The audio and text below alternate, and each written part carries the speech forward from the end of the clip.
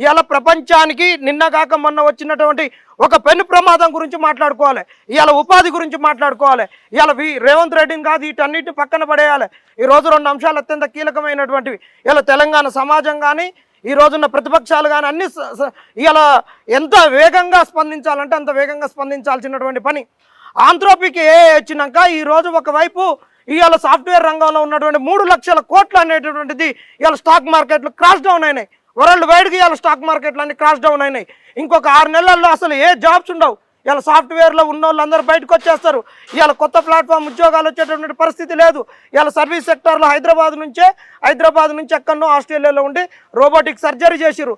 ఇలాంటివన్నీ వస్తున్నప్పుడు ఇవాళ 70,000 ఉద్యోగాలు ప్రైవేట్ గవర్నమెంట్ సెక్టార్ గురించి కాదు, గవర్నమెంట్ సెక్టార్లు కాకుండా ప్రైవేట్ సెక్టార్లో ఎలాంటి ఉద్యోగాలు కావాలి, ఎలాంటి మ్యానుఫ్యాక్చరింగ్ సెక్టార్ కావాలి.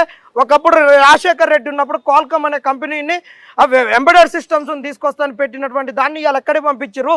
ఇవాళ సర్వీస్ సెక్టార్ ఉండదు. ఇంకొక 6 నెలల్లో తెలంగాణలో మేము కాదు అశోక్ నగర్లో ఉన్న వాళ్ళం కాదు సచ్చేది, సాఫ్ట్వేర్ రంగంలో ఉన్న వాళ్ళు చచ్చిపోతారు.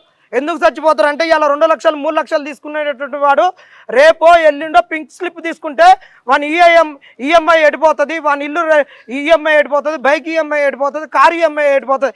ఇలాంటి పరిస్థితులలో ఇంకా ఉపాధిని ఏ విధంగా కల్పించుకోవాలని